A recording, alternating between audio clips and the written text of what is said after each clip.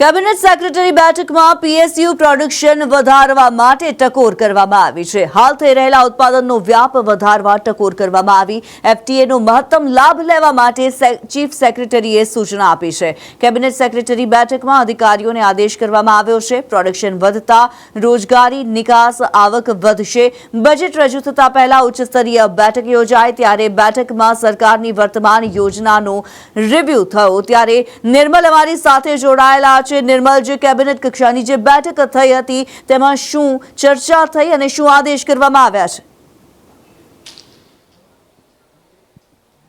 जो कैबिनेट सेक्रेटरीની આજની બેઠક હતી 2026માં ખાસ કરીને ભારત દ્વારા અનેક મુક્ત વ્યાપાર સમજૂતી કરાર કરવામાં આવ્યા છે અને તેમાં પણ સૌથી મહત્વનો જે કરાર છે તેમાં ભારત, EU અને અમેરિકા વચ્ચેનો જે ટ્રેડ થયો છે તે સૌથી મહત્વનો છે। આ ટ્રેડને કારણે, આ FTAને કારણે ગુજરાત એ ભારતનું સૌથી વધારે મોટું અને મહત્વનું એક્સપોર્ટ હબ બની ગયું છે। હવે જ્યારે આ FTA થયું છે તેવા સંજોગોમાં ગુજરાતના PSUs પર સૌથી વધારે ફોકસ કરવા માટેની ચીફ સેક્રેટરીએ ટકોર કરી છે। આજરોજ જે કેબિનેટ સેક્રેટરીની બેઠક યોજાઈ, આ બેઠકની અંદર ચીફ સેક્રેટરીએ તમામ જે અધિકારીઓ હાજર હતા તેમને પોતપોતાની તાબામાં રહેલા જે PSUs છે તેનું પ્રોડક્શન વધારવા માટેની ટકોર કરી હતી। જો પ્રોડક્શન વધશે તો તેના કારણે સ્થાનિક સ્તરે રોજગારી વધશે, રોજગારી વધશે તો નિકાસ વધશે, નિકાસને વધશે અને તેના કારણે ભારતમાં હુંડિયામણનું નિર્માણ થશે, હુંડિયામણ આવશે અને આ હુંડિયામણ આવવાને કારણે જે ટેક્સીસ છે કે અન્ય જે આવક છે તેમાં વધારો થશે। આમ જોવા જઈએ તો આ સૌથી મહત્વપૂર્ણ કોન્સેપ્ટ ચીફ સેક્રેટરી દ્વારા રજૂ કરવામાં આવ્યો છે। ખાસ કરીને ઉર્જા, પેટ્રોકેમિકલ અને પોર્ટ સેક્ટરમાં ગુજરાત એ સૌથી વધારે સિંહ ફાળો ભારત દેશની અંદર આપે છે અને એક્સપોર્ટ ક્ષેત્રે પણ આ સેક્ટરની અંદર વધારે પ્રકારનું પ્રોડક્શન કરી રહ્યું છે। તેવા સંજોગોમાં આ FTAનો મહત્તમ લાભ લેવા માટે ચીફ સેક્રેટરી દ્વારા તમામ અધિકારીઓને ટકોર કરવામાં આવી છે। ધન્યવાદ નિર્મલ। ત્યારે શાળાઓ, શૈક્ષણિક સંસ્થાઓમાં શ્વાનનો સર્વે કરવા સૂચના આપવામાં આવી છે। સર્વે કરવાને લઈને કમિશનરનો શાળા કચેરીને પત્ર। શૈક્ષણિક સંસ્થાઓ અને કેમ્પસમાં શ્વાનોનો સર્વે કરવામાં આવશે। સર્વે કરી 3 દિવસમાં રિપોર્ટ આપવા ડીઈઓને સૂચના આપવામાં આવી છે।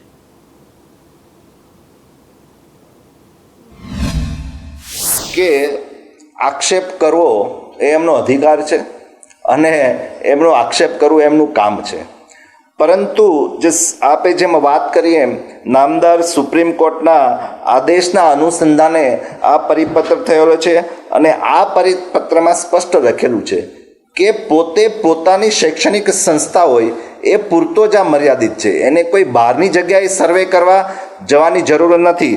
એટલે આ બાબતે અધિકાર ક્ષેત્ર હેઠળની તમામ શૈક્ષણિક સંસ્થાઓ હોય આ વિસ્તારમાં કામગીરી કરવાની છે એ સુપ્રીમ કોર્ટના આદેશ અનુસાર કરેલું છે। ગુજરાત દુકાન અને સંસ્થા સુધારા વિધેયક આવશે। બજેટ સત્રમાં સુધારા વિધેયક રજૂ કરવામાં આવશે।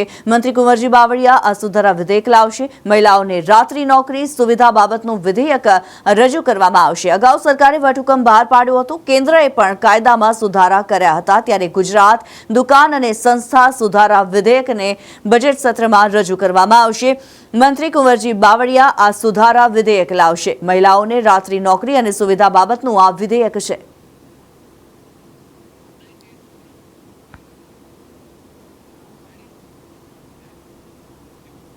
ગીર સોમનાથના આકોલવાડીમાં શિક્ષક હની ટ્રેપનો ભોગ બન્યા। નશીલો પદાર્થ પીવડાવી નગ્ન વિડીયો બનાવવાનો આરોપ લાગ્યો છે। વિડીયો વાયરલ ન કરવા 7 લાખની ખંડણી માંગી। પ્રેસ રિપોર્ટર બની બ્લેકમેલ કરનાર ગેંગનો પર્દાફાશ થયો। 2.5 લાખમાં સોદો કરી 50,000નો પ્રથમ હપ્તો વસૂલી લીધો। છરી બતાવી જાનથી મારી નાખવાની પણ ધમકી આપી। તાલાલા પોલીસે 4 આરોપીઓને ઝડપી પાડ્યા છે। કોર્ટમાં રજૂઆત બાદ 1 દિવસના રિમાન્ડ મંજૂર કરવામાં આવ્યા છે। અને આ જે બ્લેકમેલ કરનાર અને વિડીયો ઉતારનાર જે 4 શખ્સો હતા એમાં ભરત, યાકુબ, ઇમરાન આ ત્રણેય આકોલવાડી શિક્ષકના ઘરે આવી એનો નગ્ન વિડીયો બતાવી અને 50,000 રૂપિયા ત્યારે જ રોકડા લઈ લીધા હતા અને ત્યારબાદ તેના એને બદનામી કરવાની ડર બતાવી અને એની પાસેથી ખંડણી માંગી હતી। 7 લાખ રૂપિયાની ખંડણી માંગી હતી। તો પોલીસે તરત જ શિક્ષકની ફરિયાદ લઈ અને જે આરોપી છે એમને અટક કરેલી છે। હાલ આરોપીઓ પોલીસ પાસે રિમાન્ડમાં છે। સુરતમાં અશાંત ધારાનો મુદ્દો ફરી એકવાર ગરમાયો છે. પૂર્વ વિધાનસભાના એમએલએ કલેક્ટર કચેરીએ પહોંચ્યા. અરવિંદ રાણા કલેક્ટર કચેરી પહોંચ્યા. કલેક્ટરને આવેદન આપી તેમણે રજૂઆત કરી હતી. વિધર્મી ખોટી રીતે મકાનો લઈ રહ્યા છે, કઈ રીતે ફાઇલ પાસ થાય છે તે સવાલ છે. સરકારી અધિકારી પર સવાલ ઉઠાવ્યા છે. સુરત શહેરમાં અશાંત ધારાના નિયમોનું પાલન નથી થઈ રહ્યું, જેને લઈને પૂર્વ વિધાનસભાના ધારાસભ્ય અરવિંદભાઈ રાણાએ છે તે સુરત કલેક્ટર કચેરી પહોંચ્યા છે અને આવેદનપત્ર આપ્યું છે. સમાજના લોકો પણ હાથ સાથે હાજર છે. સાહેબ, શું રજૂઆત હતી? કઈ રીતના નિયમોનું પાલન નથી થઈ રહ્યું? આજુબાજુમાં હિન્દુ વિસ્તાર અને હિન્દુ વસ્તી અને હિન્દુ ધાર્મિક સ્થાનો હોવા છતાં આ જે કિસ્સો એક છે કે નવાપરા ભાતની પીઠ મનીવૈદના ખાંચામાં એક મિલકત વોરા સમાજે લીધી અને વોરા સમાજ દ્વારા અહીંયા સુરત કલેક્ટર શ્રીમાં એની મંજૂરી માટે આવી અને મંજૂરી વખતે અહીંયા મંજૂર કરવામાં આવી છે.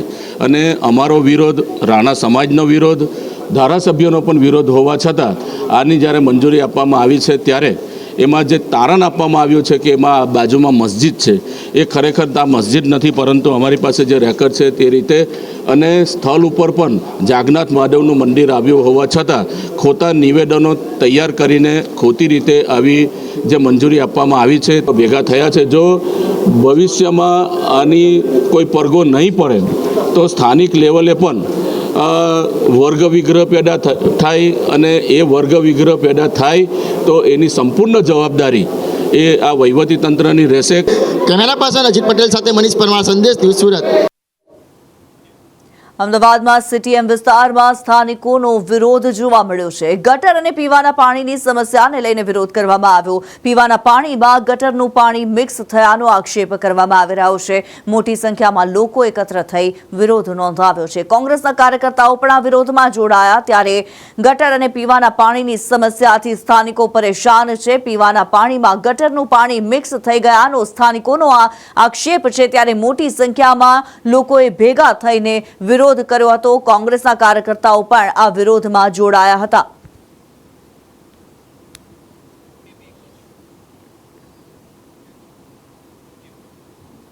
અમદાવાદનો ત્રાગડ અંડરપાસ 4 વ્હીલર માટે બંધ કરવામાં આવ્યો છે. અંડરપાસમાં બેરિયર લગાવવામાં આવશે. 2 વ્હીલર સિવાય અન્ય વાહનોનો પ્રવેશ નહીં કરી શકાય.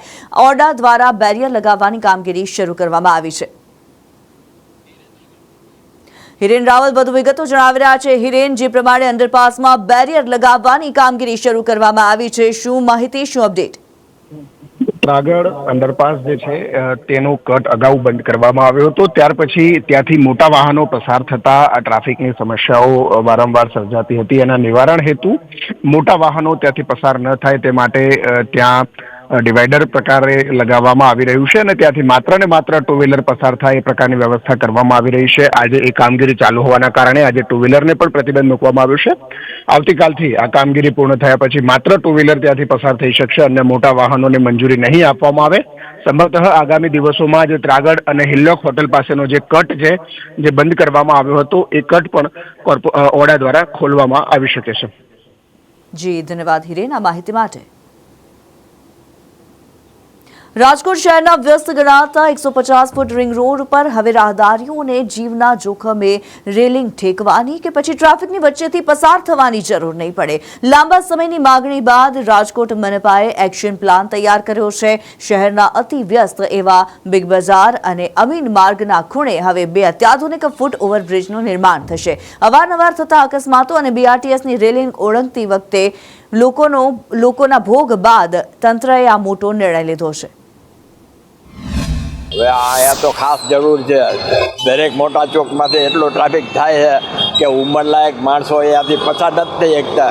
બીજું આ ટ્રાફિકનો કોઈ નિયમ નથી, નિયમ કોઈ પાડતું નથી. હું સાઈડ બંધ થઈ જાય તો એ બધા હાઈવે રાખે છે. રાજકોટના સૌથી વ્યસ્ત 150 ફૂટ રિંગ રોડના બિગ બજાર ચોકની અંદર મહાપાલિકા એક અહીંયા ફૂટ બ્રિજ પ્રસ્તાવિત કરી રહ્યું છે. આ માટેના ટેન્ડરની પ્રક્રિયા છે તે પણ હાથ ધરવામાં આવી રહી છે. બીઆરટીએસ ટ્રેકથી લઈને 150 ફૂટ રિંગ રોડની અંદર અનેક વખત વાહનો પૂરપાટ ઝડપે જતા હોય છે ને જેના કારણે રાહદારીઓ અકસ્માતનો ભોગ બને છે. ક્યારેક તો બીઆરટીએસનો ટ્રેક ટપવા માટે પણ લોકોને મુશ્કેલીનો સામનો કરવો પડે છે. આ બધી જ પરિસ્થિતિ પરિસ્થિતિમાંથી બચવા માટે હવે મહાપાલિકા અહીંયા અને અમીર માર્ગ પાસે 2 ફૂટ બ્રિજ બનાવવા જઈ રહી છે, જેના કારણે લોકો આરામથી ટ્રાફિકની અંદર પણ રસ્તો ઓળંગી શકશે. જોકે આ માટે હજુ ટેન્ડર જ પ્રસિદ્ધ થયું છે ને બ્રિજનું સંપૂર્ણ કામ હાથ ધરાતા અને પૂરું થતાં 2 વર્ષ જેટલો સમય લાગી શકે છે. કેમેરામેન માધવ ભટ્ટ સાથે મયુર સોની, સંદેશ ન્યૂઝ, રાજકોટ. રાજુ કરપડાના આક્ષેપ મુદ્દે ગોપાલ ઇટાલિયાનું નિવેદન સામે આવ્યું છે. રાજુ કરપડાનું રાજીનામું ખૂબ જ દુઃખદ વાત છે તેવું ગોપાલ ઇટાલિયાએ કહ્યું. રાજુભાઈના યોગદાન બદલ આભાર. રાજુભાઈના અવાજમાં ગર્જના હતી. રાજુભાઈના લોકો માટે જુનૂન હતું. આજે તેમના અવાજમાં ગર્જના જોવા ન મળે તેવું ગોપાલ ઇટાલિયાએ નિવેદન આપ્યું. આજે તેઓ જે બોલતા હતા એ શબ્દો એમના હૃદયમાંથી નહીં, સ્ક્રિપ્ટમાંથી આવતા હોય એ પ્રકારના શબ્દો હતા. જે શબ્દોમાં કોઈ દમ નહોતો, વજન નહોતો, એ શબ્દોમાં કોઈ તાકાત નહોતી.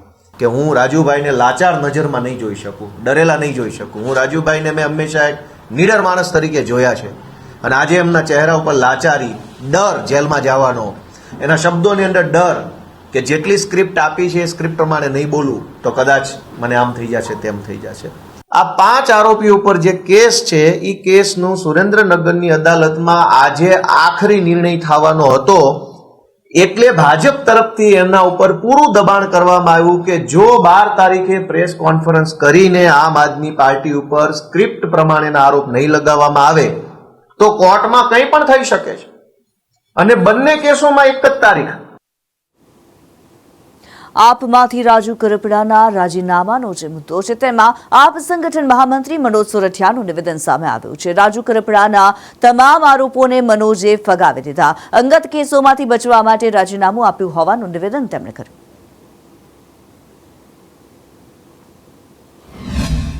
રાજુભાઈએ આમ આદમી પાર્ટી ઉપર, મારા ઉપર, ગોપાલભાઈ ઉપર અનેક આરોપો લગાવ્યા છે.